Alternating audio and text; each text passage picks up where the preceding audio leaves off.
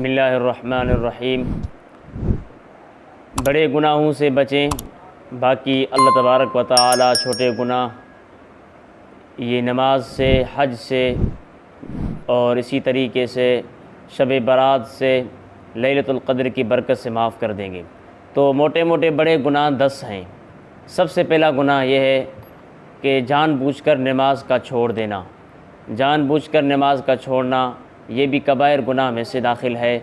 और इसी तरीके से माज़रत के साथ दाढ़ी का काटना ये भी कबायर गुनाहों में से दाखिल है।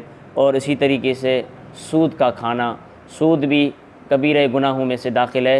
ये भी अल्लाह के यहाँ तौबा के अलावा, तौबा अगर कोई बंदा करेगा तो ये माफ़ होंगे, तौबा के बग़ैर ये गुनाह माफ़ नहीं होंगे। और रिश्तेदारी का तोड़ना, एक वो रिश्तेदारी वो होती है कि जो बंदा जोड़ने की कोशिश कर रहा है लेकिन अगला बंदा जुड़ने के लिए तैयार नहीं है, तो आपकी सिर्फ़ ये है कि आप कोशिश करें। अगर नहीं जुड़ रहा तो फिर आप कबीरे गुनाहों में से दाखिल नहीं होंगे और आप पर कोई भी अंजाम अल्लाह तबारक व तआला की तरफ से नहीं होगा।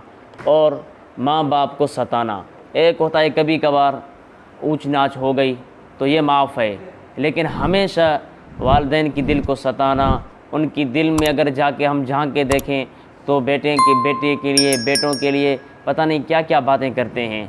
तो वालिदैन को सताना ये भी कबीरे ही गुनाहों में से दाखिल हैं। अगर आपको वालिदैन से नहीं जुड़ रही तो बस आप शादी कर लें और वालिदैन से अलग रहें। वालिदैन से रहना शादी के बाद तो फ़र्ज़ नहीं है, अलबत्ता वालिदैन से ऊँचे अल्फाज से बात करना ये कबीरा ही गुनाहों में से दाखिल है। आप इससे बचें। अल्लाह ताला हमें भी बचने की तौफ़ीक अता फ़रमाए। और कत्ल करना, नाहक किसी की जान ले ली, नाहक किसी का खून बहा लिया, ये भी कबीरा गुनाहों में से दाखिल है।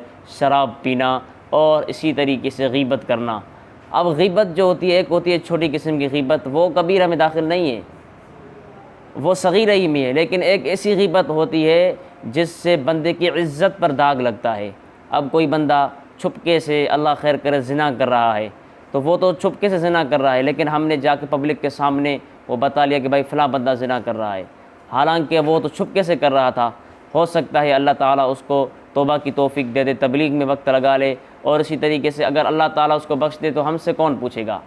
तो भाई ऐसी गीबत करना जिससे इंसान को तकलीफ़ पहुँचे। अब कोई शोहर ज़िना कर रहा है, हमने देख लिया और हमने उसकी बीवी को बता लिया, तो भाई औरतों की अगर शोहर की एक बात भी मिल जाती है तो वो बर्दाश्त नहीं करती, और पूरी ज़िंदगी जब तक वो ज़िंदा होती हैं उनकी दिल के अंदर ये बातें बैठ जाती हैं, कभी नहीं निकलती।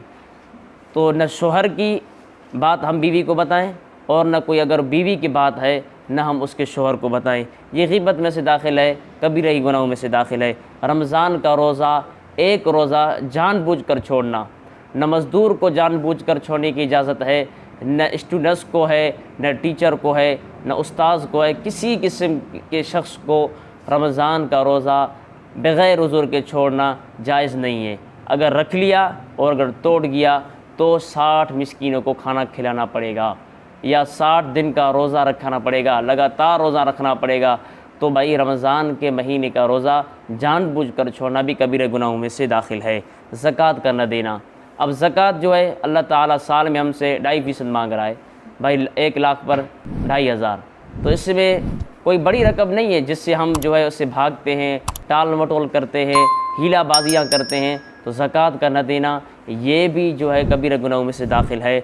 और इसी तरीके से औरत का पर्दा न करना, अभी कभी कभी जो है औरत जो है बेपर्दा हो जाए, इससे वो कबीरा गुनाहों में से दाखिल नहीं है।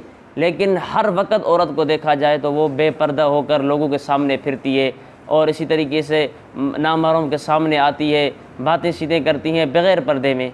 तो भाई औरत का पर्दा न करना ये भी गुनाह कबीरा में से दाखिल है।